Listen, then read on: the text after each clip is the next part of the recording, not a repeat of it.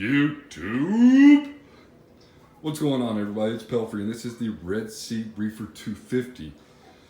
And the saying's true, what goes up must come down.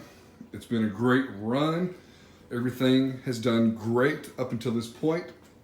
I really need to test my water, but the base of the green slimer is not looking that great, and I actually cut a piece of it off there because it just started to lose polyps altogether.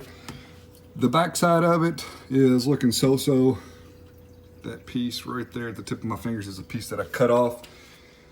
The WWC slime ball, the bottom section of it's still struggling, and again, I think that that's because of the way that I have it mounted. There's that huge crocus snail. So, you know, I really don't know what's going on with the tank. I should probably test the water. I mean, the zoanthids, except for that little colony there, but all the other corals look like they're doing great, with the exception of the big green slimer and the WWC slime ball. You know, what can I say? You know, it's been a good run. I'm gonna do what I can to keep those corals happy and healthy. So let's go into the laundry room real quick. This is gonna be hard to see, which is why I have my light on my phone. But you can see I've got a ton of super glue on the pressure gauge. Reason being, this is the second pressure gauge that I've put on this unit. And I don't run the RODI unit except for a couple times a year. And I want to run the pressure gauge because I run a booster pump, so I want to make sure that this is always at 80 PSI. So I was troubleshooting this with SpectraPure yesterday via chat, or as you're watching this video, whatever.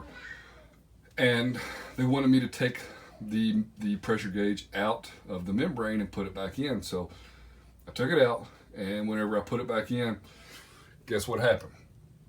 Yeah, the membrane housing cracked whenever I went to go put the pressure gauge back in. So I'm not happy about that because I actually really need to make water so that I can do a water change on the tank and hopefully stop whatever's going on. And again, it's been months since I've done a water change. But SpectraPure was really great. I did pay for the membrane. They are sending me a pressure gauge for free. But it is still aggravating that this is going to be the third pressure gauge that I've had on this unit. And I mean, I've had it for a while, but this is like a car that you buy that you never drive, right? I own this, but I only use it a couple times a year, so it doesn't have many miles on it. So it's still aggravating that the pressure gauge is not working. So as you can see, I have 20 gallons of RO, 10 gallons here, 10 gallons there. This would normally be 40 gallons and 40 gallons, so 80 gallons. But I've used this to top off my auto top off for many months now, so we're running a little low. Now, I did manage to get about 23 gallons of water, and that's all that I'm going to use for a water change immediately until I get the new membrane housing, because I want to make sure that I have this 20 gallons of water for auto top off purposes. I don't want to run out of this water because I can't get it locally, number one, and number two, I would much rather have auto top off water on reserve versus doing a big water change and having no auto top off water available to me. So this is a 54 gallon display minus the rock and whatnot and liquid. I just looked in here and saw something is definitely going on, because I was watching the tank a couple hours ago and this wrasse was swimming around perfectly. Now, this guy, I know it's hard to see, it's because the blues are on, but this guy has been a bully, and I will have to get out the Flame Hawk because he's also an equally just as big of a bully. Actually, you can't even add anything new to the tank because the Flame Hawk will just demolish it. So I desperately need to get a water change done on the tank. Update, I mean, you know, it's sad that this guy is doing this, but he's beat up bad.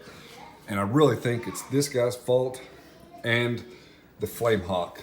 That Flame Hawk You know, I used to have 2 clowns, and I took the 2 clowns out of the tank because anything I would add to the tank, they would go after. Another quick update. I walked away from the tank for a short while. I come back, and I don't know where that Wrasse has gone, but there he is, swimming around.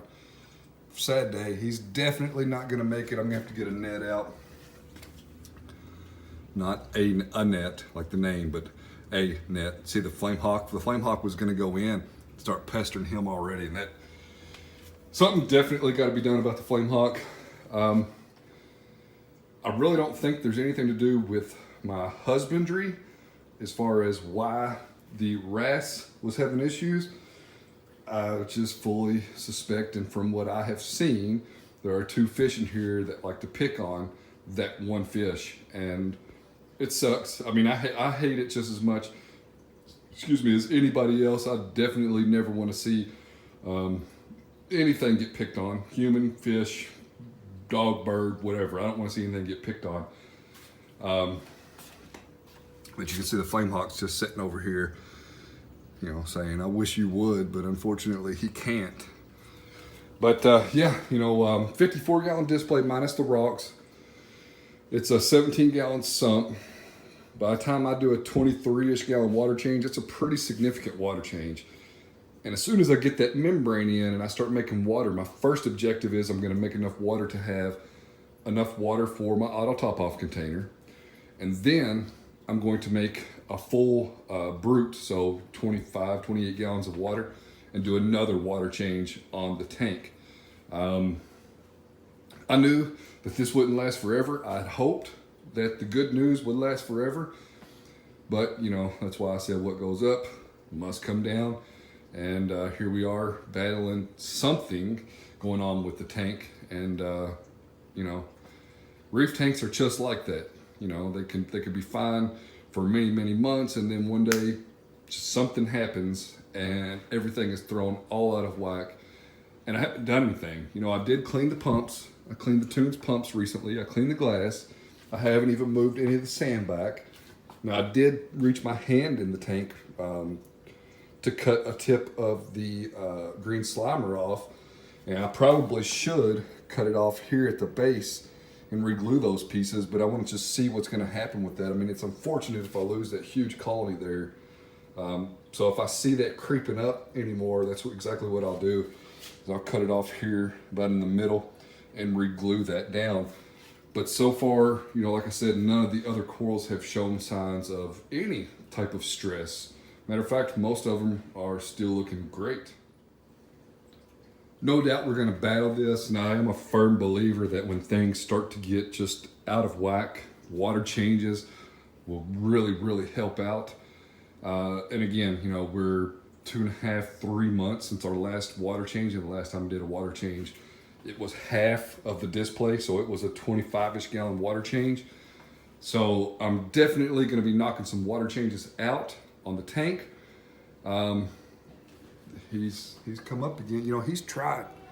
He's really, really trying. I just don't believe that he's got it in him. But yeah, water changes are it. So as always, be sure to check me out on Instagram at Pelfrey's Reef. Check out the website at pelfrey.net. And I'll catch you on the next one.